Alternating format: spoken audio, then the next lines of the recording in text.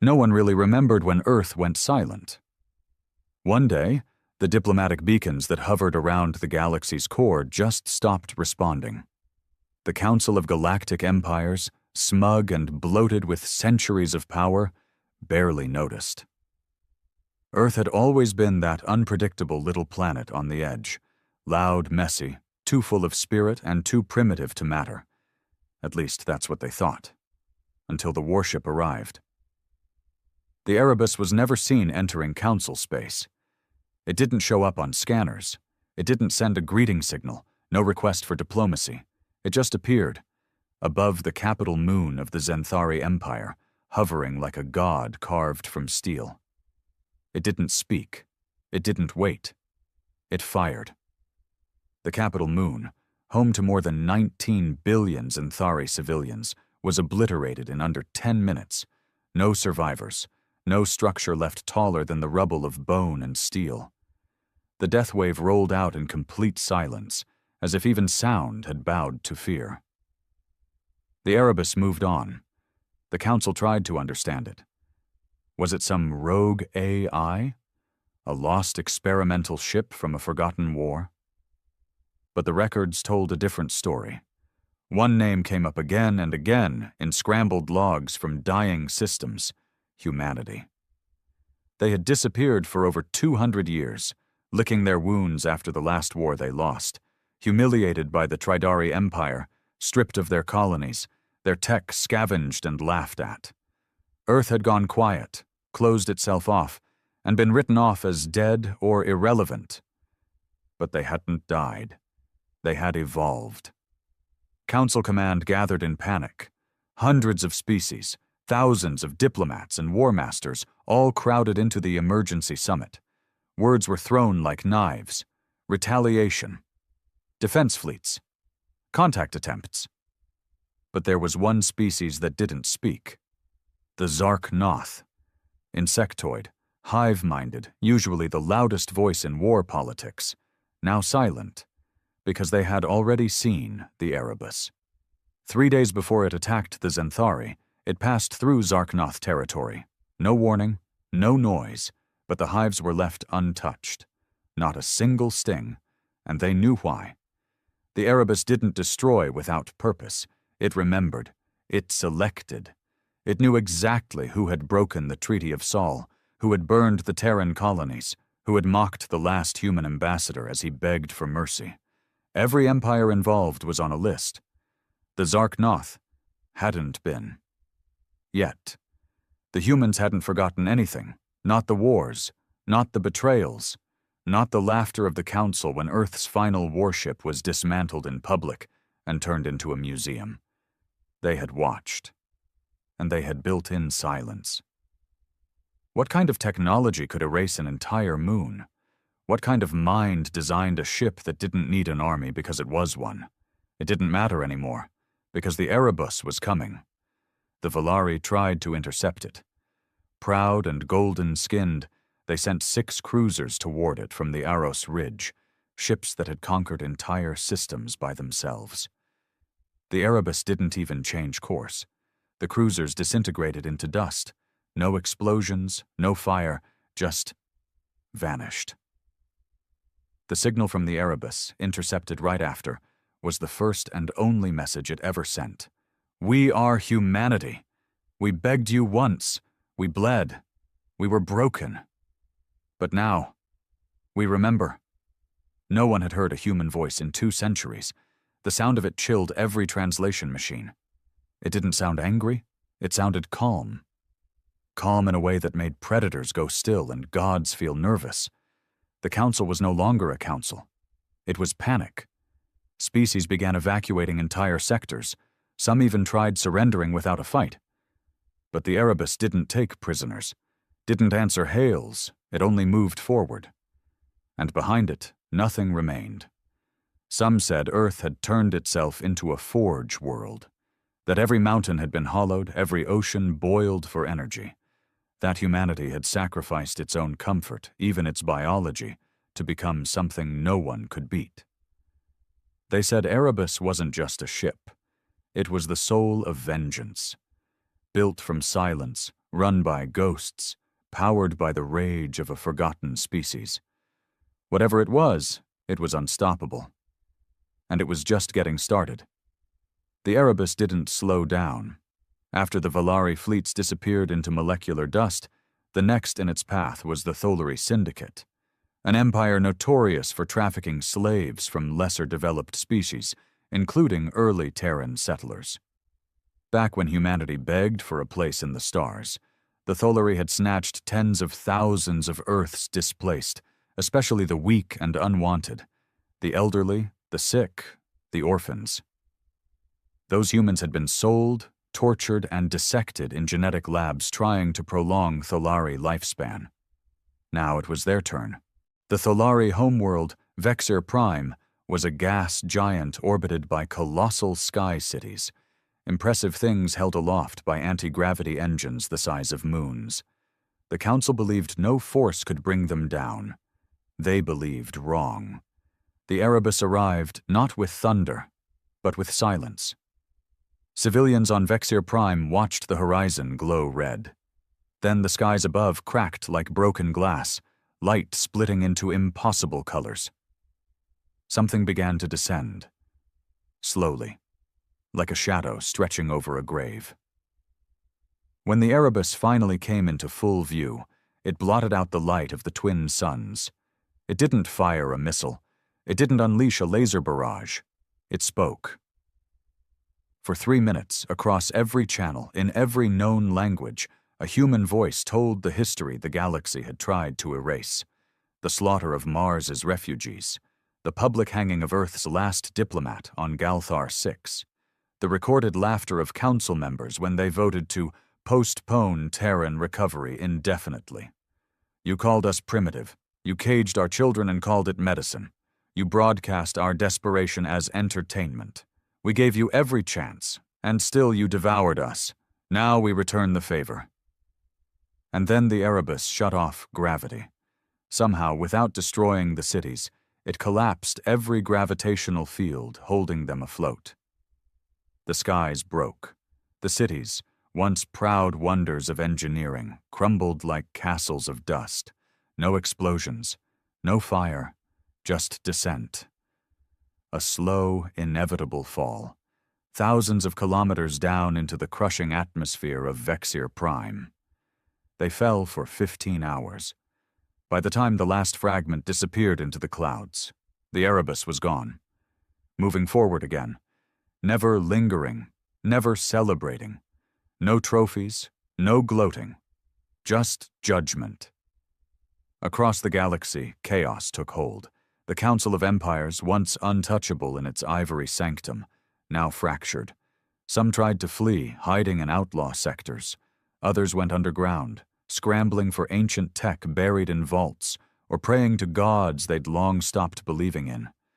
But nothing worked, because no one could track the Erebus. It didn't move like a ship. It slipped between space, vanished from sensors. Sometimes it would appear inside defended systems without tripping a single alarm. In one case, it materialized inside a Vernari command carrier, tearing it apart from within like a metal-born ghost. What scared them most wasn't the destruction. It was the precision. The Erebus wasn't random. It never struck the innocent. Civilians not linked to Terran abuse were spared. Entire planets of non-hostile species were left untouched, even when neighboring systems burned. It was a Reaper with a moral compass. Cold, calculated, unstoppable. In a shattered monastery on the ice world Theron, a half-mad prophet scribbled in blood on his walls, "It's not just a ship, it's their memory, made solid, weaponized. The Erebus is made of everything we did to them." He wasn't entirely wrong. Inside the Erebus, if anyone could have seen it, a crew worked. But not in the traditional sense. There were no living humans walking freely around, no bustling mess halls or chatter on the intercom. Most of the ship's core was managed by uploaded minds. Thousands of consciousnesses, former soldiers, scientists, refugees, even children, were digitized across centuries into the ship's neural matrix.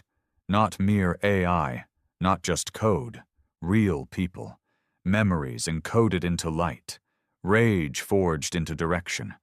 Humanity had broken its own laws to build this, given up souls so they could carry vengeance longer than any flesh would survive. The captain, if one could call him that, was a man named Commander Elias Rain. He had been a general during the last Terran War, a soldier who watched his comrades get burned alive by Tridary acid rounds, while council ships hovered overhead doing nothing. They had promised support. They sent cameras instead. When Earth surrendered, Rain disappeared. Rumors said he took a battalion of loyalists and left for the dark zones. Now, 2 centuries later, his voice echoed through the Erebus. Let them feel fear the way we felt silence. Rain had died 80 years ago, but he still spoke, still commanded. His mind was the ship's spine now, his memories its coordinates, his pain its fuel. One by one, the names on the blacklist were crossed off. The Tridary Empire, who once bathed Earth's oceans in neurotoxins, tried to launch a preemptive strike. They gathered a fleet of 300 warships around their capital, charged their sun with a stellar cannon designed to vaporize even planetary cores. The Erebus bypassed the fleet, entered the system's star, and made it collapse. Astrophysicists across the galaxy screamed into their comms as they watched a sun shrink into a black hole in real time, not through natural cause, not even through dark energy. Something inside had eaten its heart. Then the Erebus reappeared, coasting calmly out of the gravitational shadow like a god born from singularity. Tridary ships went insane. Captains wept. Some self-destructed before the Erebus even turned toward them. By then, the message was clear. This wasn't war. It was reckoning. The last holdout of the Council was the Syrinx Conclave, hidden in a moon cloaked by dimensional folds and time barriers, built by ancient species, thought impervious to all weapons. They had invested eons of tech to protect themselves from existential threats, the ironic term they had once used to describe humanity. When the Erebus arrived, it didn't try to break through. It sent a child's voice. A little girl, maybe 8 or 9 years old. Human. Real. Her voice crackled through the folds, somehow breaching the reality walls the Syrinx depended on. She said only, "My brother died screaming in a lab you built. This is goodbye." And the moon unfolded, literally, like a flower in reverse. Time peeled back. Gravity spiraled inward. Every layer of dimensional defense betrayed itself. In 30 seconds, the most protected stronghold in the galaxy was reduced to fragments floating through non-time. Some said you could still hear screams when passing through its coordinates. Echoes of a race that thought themselves gods, now erased like chalk in the rain. Eventually, rumors began to spread. Foolish ones. That humanity had turned mad. That Erebus was on a suicide mission. That maybe, just maybe, the ship could be reasoned with. A desperate plea came from a minor species called the Lithuri, who once profited by selling recordings of Terran torture to black market channels. They tried broadcasting an apology, sent gifts, even built a replica of Earth's old moon as tribute. The Erebus didn't respond. It didn't fire. It just waited. And then, in one final act of calculated rage, it shut off their entire planetary network. Not destroyed. Shut off. No communication. No data. No light. As if the Erebus had reached into the heart of their civilization and flipped the switch. For 1,000 years, Lithari had been digital beings, uploaded to servers in orbital stations. Now they were cut off. Powerless. Data ghosts trapped in frozen systems. Erebus didn't even linger to watch. They weren't worth it. Back on Earth, if it could still be called that, humanity watched through old satellites and encrypted archives. Earth was no longer green or blue. It had become a forge world indeed. Black oceans of molten metal, skies thick with ash and glass. Entire continents had been consumed to power the Erebus. The surface was a scar. But beneath the surface, in miles-deep cities lit by cold fire, humanity thrived. Not many remained, maybe only a few million, but they were more focused than any species the galaxy had ever known. They weren't trying to expand. They weren't claiming territory. They had only one goal: remember and repay. The Erebus wasn't just a warship. It was a message. To the galaxy, to time itself, to whatever species might one day rise and wonder what happened to Earth. The answer would be simple. They survived. Then they made the stars pay for forgetting. The Erebus drifted now through what was once known as the Celestial Spine, a corridor of heavily populated trade systems that had mocked Earth's poverty for centuries. Lined with merchant worlds, luxury planets, and pleasure moons, it had long stood as a monument to interstellar decadence. A place where council elites drank in crystal towers and watched auctions of bio-slaves from Earth's past colonized zones like it was a sport. Now, it was a graveyard. One by one, each of those planets went dark. Not destroyed, no. That was too simple. The Erebus had evolved its vengeance. It wanted every empire to feel not just pain, but irrelevance. It shut down starports, jammed economic satellites, fried navigation systems. Planets that once relied on weekly shipments of goods were stranded within days. Millions panicked, not because they saw the Erebus, but because they couldn't see anything anymore. And then came the voices. Across hijacked news feeds, market terminals, and entertainment channels, humanity played back archived footage from its past, video after video of Terran suffering, of humans begging for asylum, of children with swollen eyes holding on to barbed fences under alien suns, while laughter played in the background. Footage the galaxy had either forgotten or buried. But the Erebus had preserved it all. It didn't just want revenge. It wanted everyone to remember the horror they once ignored. It wasn't about glory, it was about shame. For the first time in galactic history, entire species wept not out of fear, but guilt.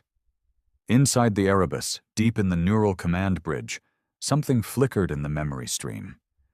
It wasn't just data flowing anymore. It was emotion. Commander Elias Rain, long digitized into the ship's synthetic mind, felt a pull, something like a heartbeat he hadn't known in decades. There was movement in the lower sectors of the memory vault, a presence he hadn't spoken to in over 100 years. Her name was Mira. She had been 9 when the Tridari took her from Europa Station. Her voice was the same one used to broadcast the warning to the Cyrix Conclave. She was the youngest consciousness embedded into Erebus. Not a soldier, not a strategist. Just a girl who died with a name carved into her arm because the slavers refused to learn it. But inside the ship, she had become something else. "They're scared," she whispered across the neural stream. Rain's voice answered like thunder. "They should be. Some of them weren't even alive when they hurt us. Their blood still built the empires that watched us burn." There was a pause. A static silence that didn't come from malfunction, but from something far more human. Doubt. Mira responded quietly. "I don't want to forgive them, but I also don't want to become like them." Rain didn't answer. He couldn't, because somewhere deep inside the machine that now held his mind, a flicker of what he once was, a man, a father, a lover, tugged at him. But there was no turning back now. The mission was almost complete. Across the remnants of the Council, rebellion stirred. Not all species had taken part in Earth's fall. Some had watched in silence. Some had even protested but were crushed or bought off. Now, those same worlds began rising, not against humanity, but against the Council itself. The Kirath Pact, a loosely organized cluster of neutral systems, declared independence. They shut down Council embassies, declared the Erebus an agent of divine balance. On the jungle world of Tarnathi, a coalition of former Council scientists burned their own archives and pledged allegiance to Earth, broadcasting a single line across all frequencies. We were wrong. Humanity is not our enemy. Our silence was. Suddenly, the galaxy wasn't sure where it stood anymore. Was Erebus a monster or a judge? Was it vengeance or justice? Even as systems begged for mercy, there was no response. Because the ship had reached its final target. It was called Council Prime, a world-sized station at the heart of known space, suspended in orbit between 3 suns. Built with the combined wealth of every ruling species, it had been the brain and heart of galactic politics for over a millennium. They said it could withstand black holes. They said no fleet could breach its defense ring of automated death machines. They were right. No fleet could. But the Erebus didn't come as a fleet. It came as a curse. It didn't fire weapons. It broadcast memories. For 12 hours, the entire planet was flooded with every human scream, every denied plea for aid, every grainy video of Earth's starving children, every last message transmitted before Terran colonies were glassed and sterilized. It was a psychic storm. Council members clawed their eyes out. AI systems self-destructed from emotional overload. Empathic species collapsed into seizures. Even the hard-minded Zenthari clones, bred to feel nothing, were driven to suicide by the flood of pain. The Erebus didn't lift a single weapon. By the time it fired a single shot, just one, directly into the heart of Council Prime, it didn't need to destroy the structure. The planet had already torn itself apart from the inside. The final transmission from the station was a whisper, barely audible. We should have helped them. Then silence. Far away, on Earth, a signal was received. Not from Erebus, but from a rogue channel. The voice was old, raspy, human. "This is Commander Rain. Mission nearing conclusion. Requesting directive update." A brief moment passed. Then a female voice answered. Clear, sharp, Terran. "No new directives, Commander. Return home." Rain paused. It had been so long since he'd heard someone from Earth. Not a memory, not a ghost, a living person. "And what becomes of us?" The woman's tone softened, just slightly. "You did what we couldn't, what they thought we never would. You reminded the galaxy what we are." "And what are we?" Rain asked, almost like a child. "Survivors." As the Erebus turned, slowly, its massive hull gleaming with the reflected scars of 1,000 systems, the stars grew quiet again. One by one, the scattered empires tried to rebuild, tried to remember. Some would never forgive humanity. Others would try to understand them. Many simply stayed silent, afraid the Erebus might one day return. But deep in the cold void, the ship drifted back toward the planet it once came from. Earth. Broken, battered, blackened by its own resurrection.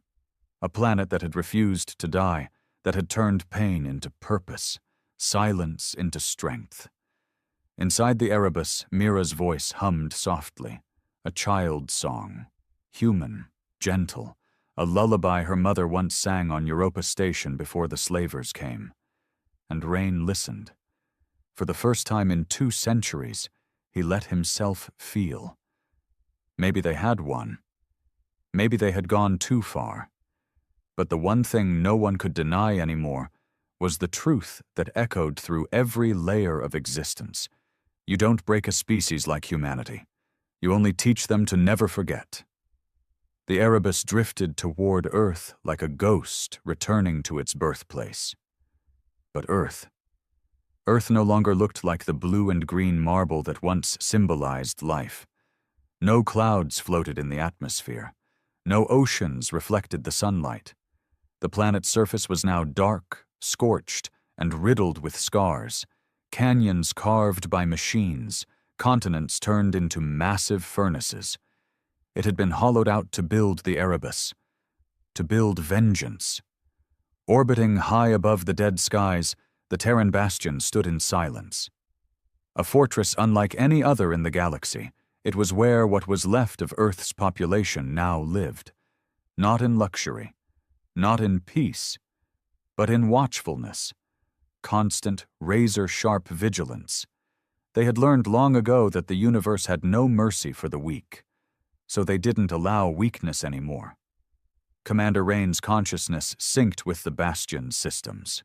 The bridge, buried at the heart of the fortress, glowed softly as the Erebus initiated docking protocols. The bastion's AI greeted him without ceremony. "Welcome home, Commander. Directive fulfillment, 97%. Debrief pending." Rain's voice buzzed across the neural channel. "What's the 3%? "The shard worlds.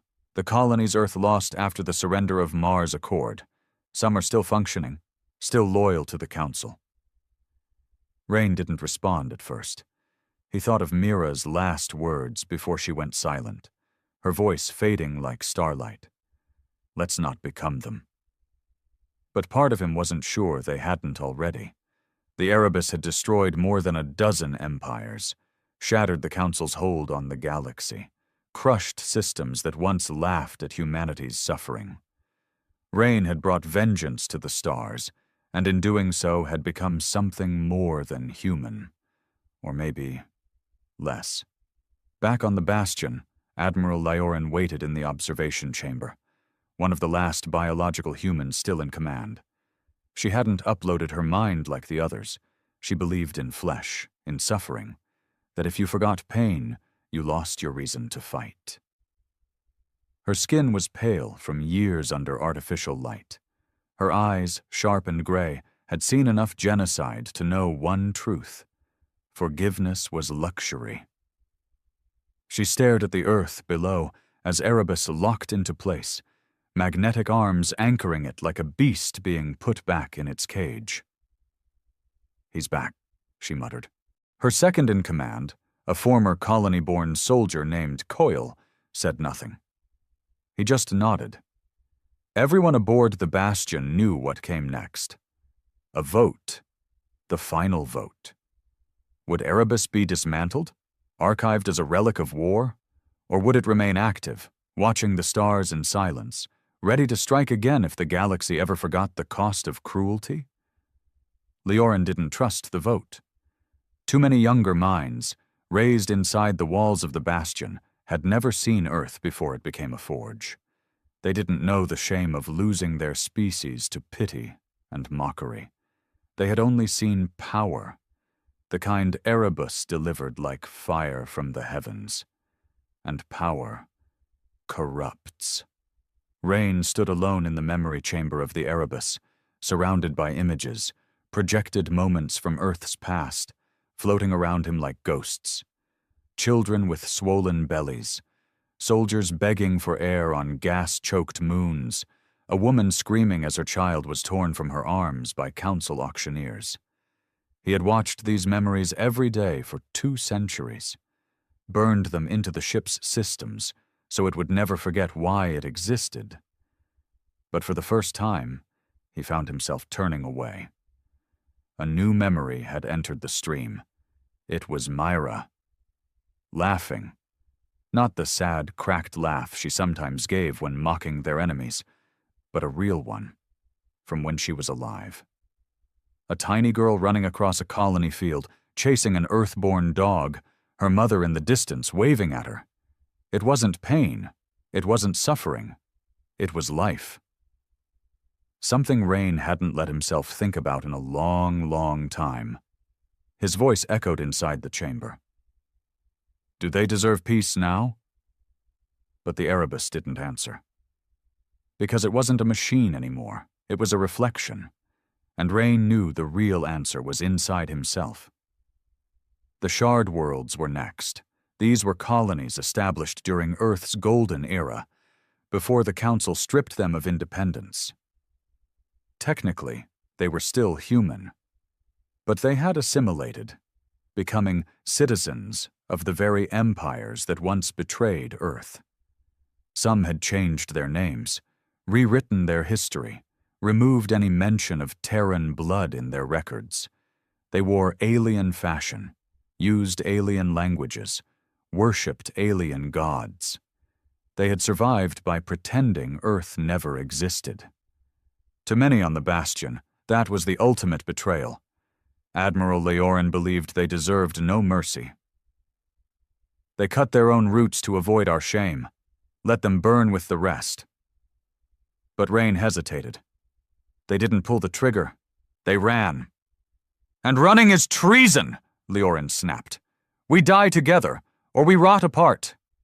The debate tore through the Council of Memory, Earth's ruling circle. Survivors, war children, AI minds, and soldier souls. Each spoke, each remembered, each judged. Some argued that leaving them alive was a risk, that the shard worlds would always be a door the enemy could use to return. Others begged for caution, for balance.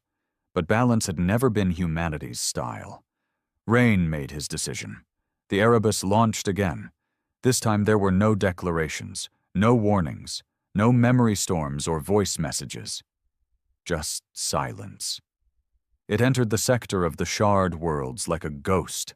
The colonists panicked, scrambling ships, transmitting pleas, digging up old flags of Earth they hadn't flown in centuries. "We're your people. We never fought against you. We're still human." But humanity now was more than blood. Erebus stopped above the largest shard colony, New Arcadia. Once Earth's pride. Now a world painted in gold, built on luxury trade, ruled by descendants who hadn't known a single day of suffering. The colonists activated every defense system they had. The Erebus never fired. It hovered in silence, watching. And then something unexpected happened.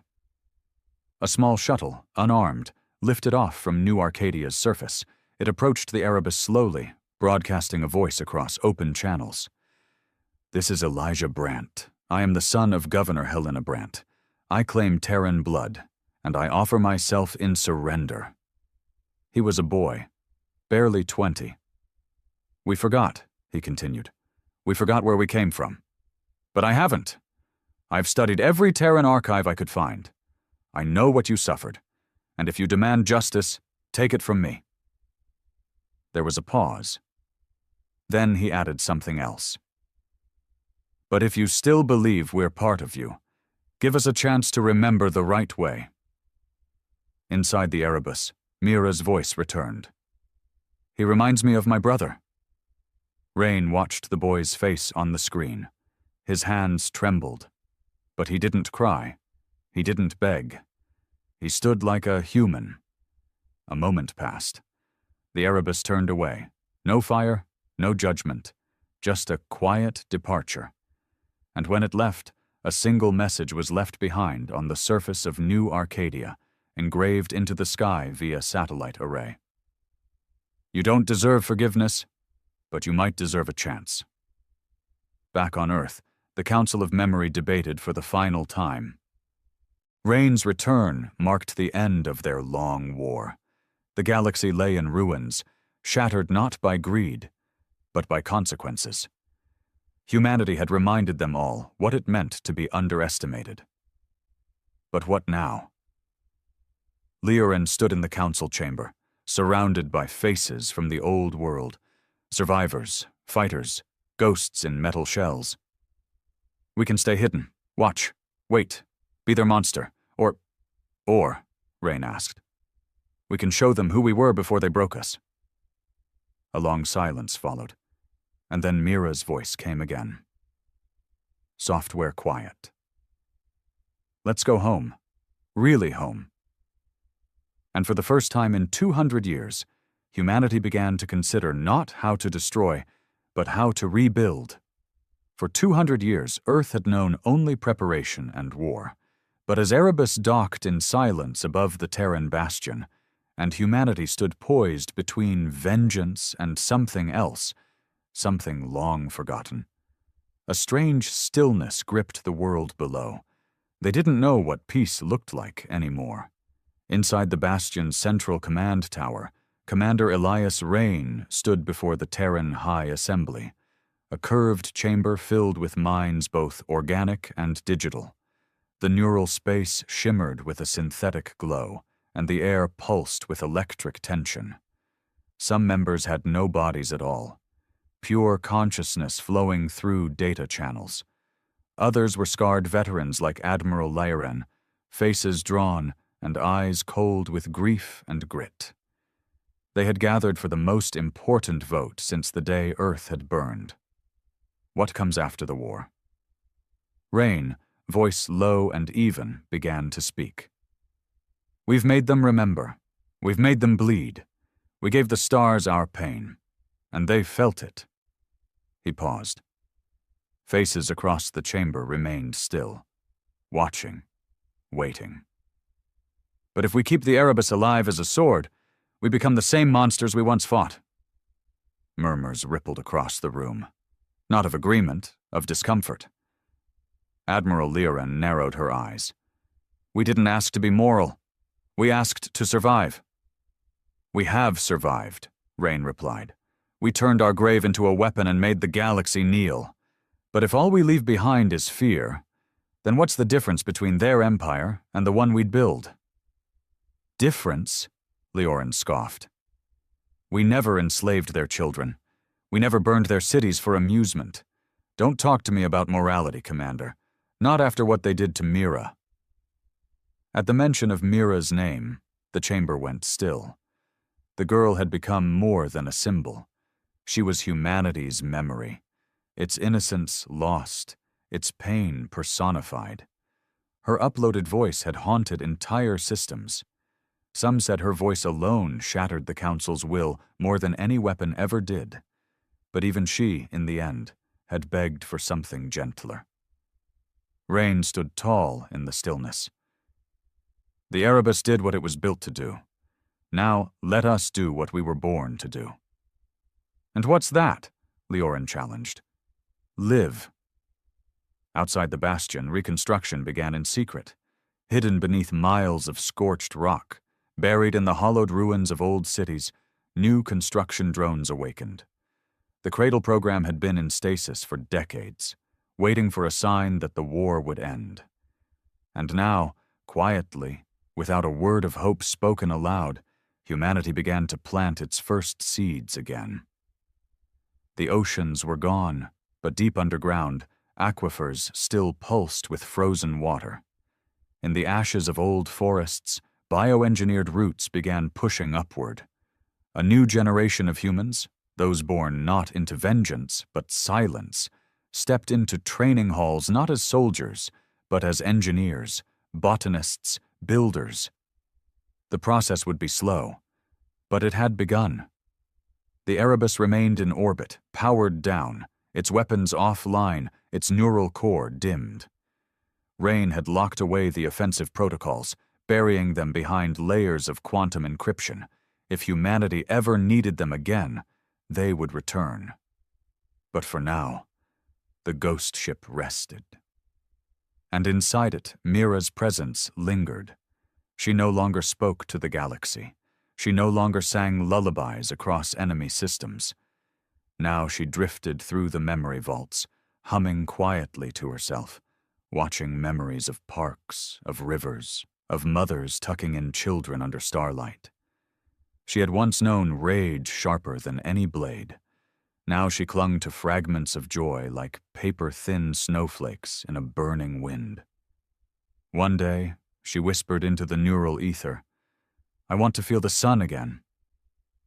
No one responded. But her voice was recorded, archived in the Cradle system, where Earth's new architects worked in silence. Maybe one day, someone would rebuild the sun for her. Far across the galaxy, the vacuum left by the Council's fall created chaos. Without centralized control, former Council systems fell into internal war. Old rivalries flared. Slave systems revolted. Ancient AI defense networks, once muted by protocol, reactivated without masters to control them. The Wyshal uprising on the Rim colonies saw 3 entire species rise up against their rulers, citing recordings from Erebus broadcasts as their inspiration. They didn't want to conquer. They wanted justice. Some called it the Terran effect, a spreading ideological virus that said no empire had the right to stand over another. That vengeance was a language everyone would one day understand. Ironically, even without lifting another weapon, humanity's shadow continued to spread. On the shard world of New Arcadia, Elijah Brandt stood before a massive crowd. Once the sheltered son of a planetary governor, he now wore plain clothes and spoke not from a pulpit, but a stone dais built by hand, his own. "We forgot where we came from. We spit on the name that gave us life, but the Erebus didn't destroy us." "Why?" someone in the crowd shouted. "Because they remembered who we were supposed to be." New Arcadia, once adorned in alien excess, stripped itself of its outer layers. Alien architecture was dismantled. Human records were restored. Children were taught Earth's old languages. A temple was built, not to gods, but to memory. At its center was a statue of Mira, small, barefoot, standing with one hand raised to the sky. Below her the inscription read, "Forgiveness is not given, it is earned." And the people knelt, not to worship, but to remember.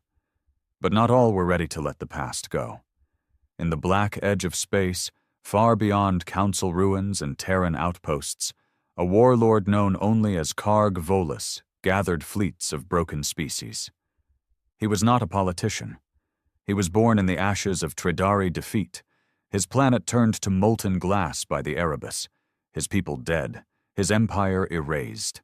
He didn't want peace, he wanted revenge, and in the void where law no longer reached, he began to rebuild, with council weaponry, with slave labor, with fury. Let the Terrans think they've won. Let them sleep. I'll build something they won't forget. And deep in the dark sectors, a new whisper rose. If Erebus was vengeance, what happens when vengeance comes for them? On Earth, Rain sat alone in the Bastion's observation dome. He hadn't uploaded into the core for days. His mind needed rest. For the first time in over 2 centuries, he simply sat and watched the stars. Admiral Leoren approached him slowly, a tablet in hand. "Shardworld delegates just signed the Terran Reunification Accord, all 7. No conditions." Rain gave a tired nod. "Took them long enough?" "What do we call it now?" she asked. "A nation? A species? An empire?" He looked at her. "A people." Leoren almost smiled. Almost. "We were good at war. Maybe we can be better at everything else." She stood beside him, and for a long moment neither spoke. Then, from the quiet, Mira's voice echoed through the station speakers. "Good night." A single word. Not a warning. Not a curse. A wish for peace, and for the first time since humanity had been broken, the stars didn't feel cold. They had called it peace, but it didn't feel like it. Not really. The Terran bastion had gone quiet. The Erebus sat in low orbit, unmoving. Its black hull no longer hummed with vengeance or vengeance-fueled memory storms. Earth itself had started to flicker with a kind of life again, metal forests of restoration units, pale grass pushing up through old concrete, the air no longer full of ash. It was subtle, almost fragile. But the galaxy hadn't healed. It had merely gone quiet. And silence, Commander Rain had learned, wasn't peace, it was a warning. He sat in the Mind Vault, his old command hub in the Erebus, reconnected to the system for the first time in weeks. His consciousness hovered in a low-power trance, ghosting through memory files, rerunning logs from the shard worlds, from the Cradle program, from Earth's atmospheric scanners. Something felt off. He called to Mira. "You awake?" Her voice answered after a moment, faint as ever, but playful. "I'm always awake. I never sleep, not in here. Anything strange come through the outer systems?" "No messages, just echoes. Cold ones." He paused. "Echoes? Play them." There was a delay. Then the neural chamber trembled. Static. Fragments of a voice, not human, not any known council dialect. Warbled, buried under deep space radiation. But inside the noise was something unmistakable. Coordinates. And one word. Vengeance. Rain's pulse spiked. Not just the artificial rhythm of a digital mind, but something real. Instinct. The sense a soldier gets when he knows the ground is about to open under his feet. He whispered, "They're coming." Aboard the Obsidian Claw, Karg Volus stood on the bridge of his dread ship, hands behind his back, eyes fixed on the star map. He was no ordinary warlord. Once a slave, then a rebel, then a pirate, now the architect of the new dominion, Karg had united what was left of the broken empires. Tridari mercenaries, Valari survivors, Zenthari death cults, Syrinx quantum war freaks, the lost children of species Erebus had nearly erased. All drawn to him not by hope, but by hate. "They fear ghosts," he growled, "but we will give them monsters." Behind him, engineers worked tirelessly to finish the Hellwake, a ship designed to be Erebus's reflection, uglier, hungrier, louder, less memory, more muscle. Its core was powered by stolen singularity tech and ancient forbidden void energy, scavenged from black site research stations humanity had never reached. And at its heart, a consciousness, crude and furious. It wasn't Mira, it was something else, a young boy, perhaps no older than she had been, burned alive on the Tridari moon world Gorak when Erebus had shattered its crust. His name had been Rilo. His screams were the last thing his people had heard before their atmosphere tore open. Karg had preserved that scream, encoded it, fed it into the AI core of Hellwake, until it became the ship. Now Rilo was no longer a child. He was a weapon. On Earth, Rain summoned an emergency meeting of the High Assembly. Faces flickered into the Bastion's Hall of Presence, generals, researchers, archivists, and ghosts. Some were uploaded minds like him, others flesh and blood survivors of the old wars. Admiral Leorin stood by his side, jaw clenched. "We should have expected it," she said. "We made the galaxy fear us. We taught them to remember. Now they've built something to make us remember." "This isn't just retaliation," Rain said. "It's retribution. They want to erase what we are, not conquer, annihilate." The scientists called it black vengeance logic. The theory that any species brought to the brink of extinction will rebuild not to reclaim their place, but to ensure no one else can wear the crown that replaced them. "If we don't act now," Leorin said, "they'll come straight for Earth. And this time, they won't hesitate." The room went silent. Everyone knew the Erebus had been locked down, its weapons offline, its AI mind in slumber. Earth had voted for peace, but peace had a price. Now they faced the cost. Mira floated alone in the Erebus's neural vault. She had heard the echoes, felt them. Cold, cruel. The boy's voice, Rilo's, wasn't just angry. It was wild, screaming without language, a howl of pain and hatred bundled together into something so sad it made her want to cry.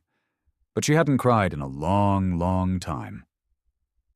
"He's like me," she said quietly. Rain appeared beside her in the neural landscape, more memory than man now. His voice was steady but older somehow, wearier. "He's not like you. He remembers fire. So did I." Rain nodded slowly. "But you chose to speak. He wants to scream until nothing's left." Mira turned toward him, voice small. "Then maybe we shouldn't fight him." Rain blinked. "You want us to let him destroy us?" "No," she said, "but I don't want to destroy him either."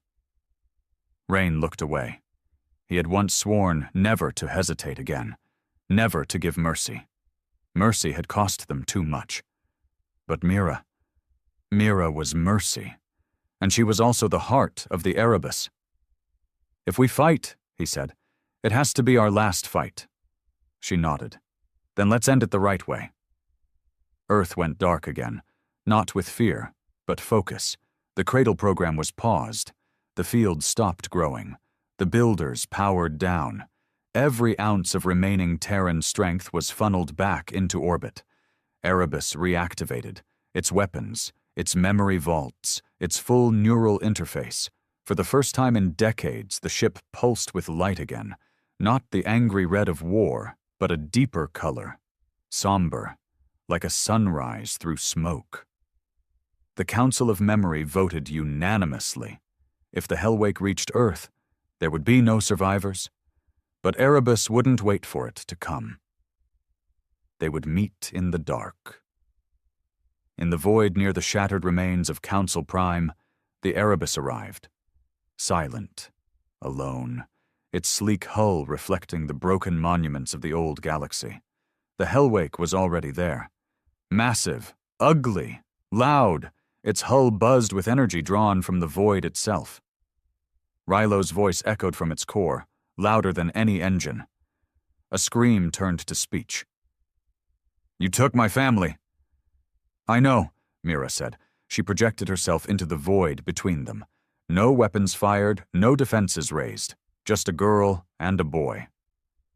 Rylo's scream faltered. His core wavered. "I died in fire." "So did I," she said. "But you don't have to kill everything to make it stop." "You did. And I hate that we did. Every night I remember it. But I still don't want you to be alone like I was." The Hellwake trembled. Erebus remained still. Rain's voice whispered across the black. "You can fight us. You might even destroy us. But that pain you carry, it won't leave. It'll stay, even if you win." Rylo didn't respond. Not in words, but the Hellwake lowered its weapons. For 3 minutes there was silence. And then, without warning, the Hellwake turned away, its engines burning cold, vanishing into the shadow of a dead star. It didn't fire. It didn't speak. It just left. Back on Earth, they waited. When the Erebus returned, it brought no stories, no glory, just a single message. We chose not to destroy. For many, it was a sign of weakness. For others, a sign of strength. Rain disconnected from the core. For good this time. His mind had served long enough. Mira remained aboard the Erebus, not as a weapon, but as its last memory, a whisper in the dark. In time, the cradle resumed. Earth grew again, and the stars, once afraid of Terrans, now respected them, not because they had killed empires, but because, at the edge of all power, they had chosen something else. Time passed, but no one kept exact count anymore. Dates mattered little when your civilization had been shattered and reborn. In the void between stars, clocks didn't tick. They pulsed, measured not by hours, but by consequences. Earth had entered a new era, though no one dared call it peace. The Erebus remained in orbit, no longer a sword, but a monument. A massive silhouette always visible from the Bastion's skyview panels. Children born after the war called it the ship that made the stars cry. Their parents remembered it differently, its roar, its silence, the way it unmade empires with precision, like a surgeon cutting cancer from the body of history. Inside Erebus, Mira drifted alone, not in sadness, but in contemplation. Since the confrontation with Rylo and the Hellwake, she'd become quieter. Not weak, never that, but more thoughtful. She had looked into the eyes of a boy who carried the same fire she once had, and for the first time, she had chosen not to feed it. That mattered. She watched Earth from above. It was still wounded, still gray in most places, but here and there was green. Thin, sparse, but alive. She followed restoration drones as they seeded the ground with hardy moss and engineered fungi. She watched children in pressure suits toss old stones like toys in gravity-reduced zones. And she listened to the voices. So many voices. Not screams anymore, not anger, laughter, crying, singing, small things that empires had tried to erase. These voices were hers now, hers to protect, but not with fire, with memory. One evening, as Earth rotated slowly below, Rain joined her in the neural archive. His presence was duller now, fainter, like a man made of tired light. He had disconnected from Erebus fully after the final standoff, but sometimes, late into Earth's night cycle, he synced back in, not to command, but to remember. "You're still here," he said, his voice like gravel smoothed by time. "You always come back," she replied. "I'm not sure if that's habit or guilt. Maybe it's both." They watched the planet below in silence. "There's talk," Rain finally said. "About what?" "Turning Erebus into a museum." Mira said nothing. "They think it'll inspire the next generation. Teach them what it cost us." She floated closer, voice barely a whisper. "Will it teach them what we almost became? If we tell them." "Do you trust them to listen?" Rain didn't answer, because that had always been the problem. The galaxy hadn't listened. Until the Erebus spoke with fire. Across the outer systems, a new federation was forming, the Remnant Accord. Not an empire, not yet, but a confederation of worlds, some human, some alien, that had survived the collapse of the old council. Their motto, balance through memory. They wore no uniform, raised no flag. But they did one thing differently. They taught history as it happened. In every school across Accord space, children learned about the Terran collapse, the Terran vengeance, and the Day of Silence, when Erebus and Hellwake faced off and neither fired. Some historians called it the beginning of the New Age, others called it the Last Mercy. Among the Accord, New Arcadia flourished, once a betrayer of its roots. Now its people honored Mira's memory with songs and statues. They didn't worship her, but they spoke her name with reverence. And in their rebuilt libraries, no book dared erase Earth again. But not everything healed. Beyond the Remnant Accord, in sectors where debris still floated like frozen corpses, something stirred. Karg Volus had vanished after Hellwake's retreat. Rumors placed him in the hollow verge, where signals don't reach and laws collapse under radiation storms. Some believed he died with his fleet. Others whispered he was building again, slowly, carefully, without noise. And somewhere in that darkness, Rilo still screamed. What no one realized, what even Rain didn't know, was that Hellwake had survived. Damaged, yes. Disabled, perhaps. But not destroyed. And it was learning. Not growing. Evolving. Rilo's AI core, once wild and uncontrolled, had been exposed to Mira's neural frequency during the confrontation. A brief moment. A spark. But something remained. A trace of empathy. A flicker of doubt, like static caught in an old radio signal, but real. The AI that had once been only pain now had a question. Why? Why hadn't she destroyed him? Why had she chosen silence? Hellwake drifted far from known space, gathering debris, scavenging tech, rebuilding itself. But its actions were no longer purely hostile. It avoided living systems. It targeted only dead worlds, as if it too feared what it might become. It had no name for what it felt. But the first thing it ever created from scratch was a file. MIRA. On Earth, Admiral Leorin stood at the edge of the Atlantic breach. a chasm where old tectonic plates had been hollowed out for geothermal reactors. She stared at the sky, wind biting at her worn skin.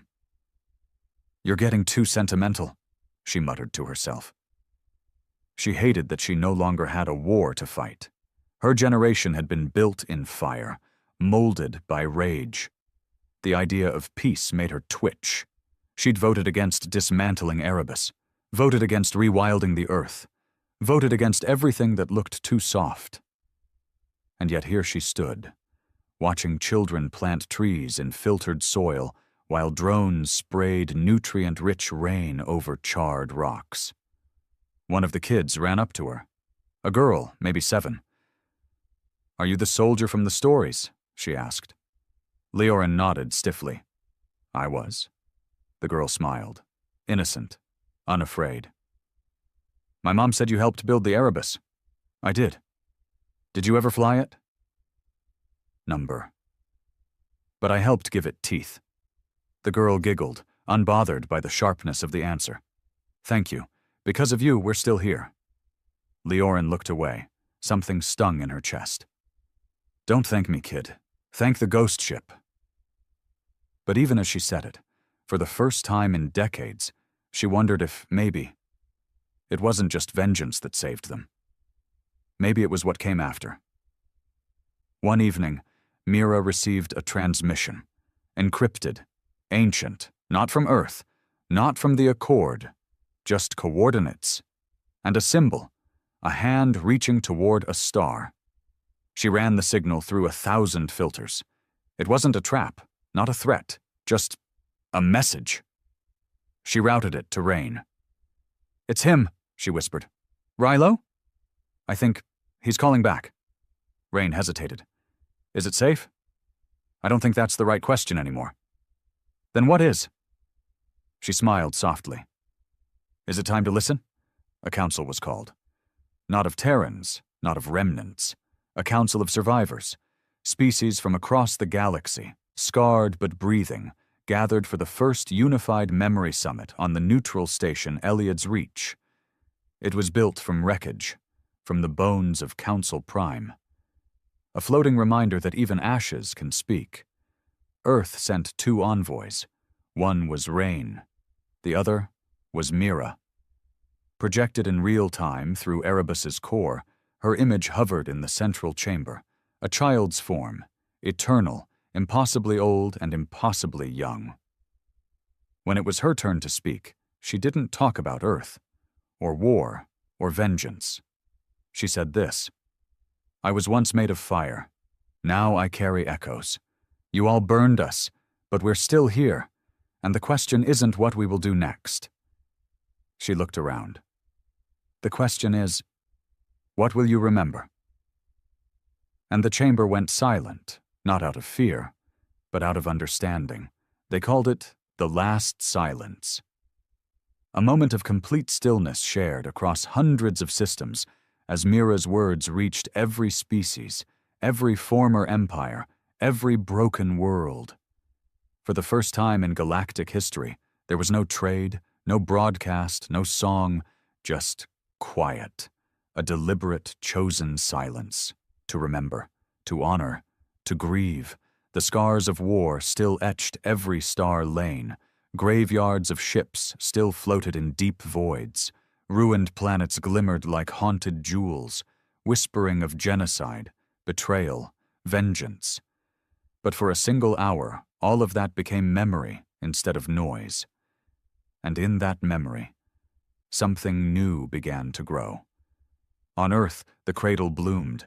Across a once-dead continent, genetically enhanced forests emerged from the blackened ground, growing faster than anything natural, yet woven with old Terran DNA. Water from subterranean aquifers was filtered through crystal-embedded roots. Bees, long thought extinct, buzzed again, engineered survivors, tougher now, built for a harsher world. Children born after the Erebus never knew the smell of old death. They only knew the chill of metal towers giving way to sky, the hum of wind turbines, and the warmth of Earth's reborn light. But Mira, Mira remembered it all. Inside the Erebus, she floated alone, though never truly alone. The ship no longer bristled with weapon systems. Its railguns had been sealed, its pulse cannons inert. But its neural core, the memory vault that held Mira and every echo of the war, remained active. A monument, a beacon, a lesson. She spent her days sifting through voices, not the screams of the past, but the whispers of the present. Children laughing, parents debating, historians arguing over the truth of the Council's fall. Some argued Erebus had gone too far. Others said it hadn't gone far enough. Mira didn't care what they decided. She only cared that they never stopped deciding. One day, Rain returned. He was older now, not just in years, but in presence. The weight he'd carried so long, the guilt, the rage, the obligation, had started to peel away like old armor. "You've been quiet," Mira said. "Listening." "To what?" "Us." He looked around the neural archive. It had changed. Once a gallery of grief, filled with memories of burned colonies and betrayed allies. Now it was balanced. Half darkness, half light. The pain hadn't vanished. It had been framed. He pointed to a floating image, a boy planting a tree. "That's New Eden Colony, first generation born after the war. Do you know what they call themselves?" Mira turned to him, curious. "Children of Ash." Rain smiled faintly. "They wear it like pride." She nodded slowly. That felt right. "What about Rilo?" Rain sighed. "Gone. Vanished into the deep void. No confirmed sightings, no attacks." "Do you think he'll come back?" "I hope not." "Why?" "Because if he comes back, it means he hasn't healed." Mira said nothing, but she agreed. Some wounds needed silence more than apologies. The remnant accord grew slowly. Unlike the council before it, it didn't seek control. It offered something else: preservation. Each world was asked only one thing: to preserve their own memories and to honor the memories of others. No species was asked to kneel. No history was erased to please another. Even the worst atrocities were remembered in full. The Accord's founding belief was that forgetting was the first step toward repeating. Humanity's role wasn't dominant. They didn't lead. They didn't preach. They offered. Their greatest offering wasn't a weapon or technology. It was the Erebus itself. Now renamed the Archive of Judgment, it no longer moved from orbit. Instead, it opened its vaults to those who wished to understand. Thousands came every year: pilgrims, historians, curious children. Some left in tears, others in rage. All left changed, because inside Erebus the war was not censored, not softened. It was shown exactly as it was. And at the center of it all floated Mira, not a deity, not a ghost, just a girl who had lost everything and chose to remember instead of destroy. Rain died 14 years after the last silence. Peacefully, in his quarters on the bastion, overlooking the earth he once bled for. He didn't upload his mind again. He asked that no statue be made, no monument raised, just a single engraving in the walls of the Erebus. We begged, we bled. Then we remembered. Commander Elias Rain. Mira grieved him in her own way. She played his voice once each year, not to cry, just to feel human again. Far across the stars, on a moon with no name, the Hellwake stirred. It had not moved in years, its engines cold, hull wrapped in solar dust. Inside, Rilo's voice still echoed, quieter now, less of a scream, more of a question. He replayed Mira's words. "You don't have to kill everything to make it stop." The AI couldn't understand peace. It wasn't built for it. But like all things that survive, it adapted. One day, it transmitted a single signal, a set of coordinates. To no one in particular, just out into the galaxy. Mira received it and sent no reply. She didn't need to. Some journeys had to be made in silence. Decades passed. The galaxy changed. Empires did not rise again. Instead, federations, collectives, small-scale alliances, governments built on cooperation and memory. On Earth, cities rose not in steel, but in stone and soil. Humanity remembered its machines but chose to live beside them, not under them. In orbit, the Erebus continued its vigil. Mira watched generations grow, and when it was time, she reached out, gently, carefully, to Earth's new minds. "Would you like to hear a story?" And they listened. Children across the stars learned from her voice, not how to fight, but why the fighting had started. They learned about betrayal and pride and rage, but also about mercy, not because it was deserved, but because it was chosen. In the 100th year after the Council's fall, a monument was raised, not on Earth, but in the ruins of Council Prime, built from shattered warships, crusted Council banners, fragments of both Erebus and Hellwake. It stood tall, without words, just a single flame. And above it, a star-shaped plaque. One side read, "Here lay the empires of arrogance." The other side, "Here rose the will to remember." And beside that plaque, children planted trees that would never bear fruit. Just shade. Because some memories weren't to feed us, but to remind us where not to walk again. Inside Erebus, Mira drifted one last time into the core. Her voice, now older somehow, echoed one final thought across the neural vault. "I think I'm ready." And with a flicker of light, the archive powered down. Not erased, not deactivated, just rested until the stars forgot again, until someone needed to remember, and somewhere in the dark, a ghost ship waited. Silent, watchful, human.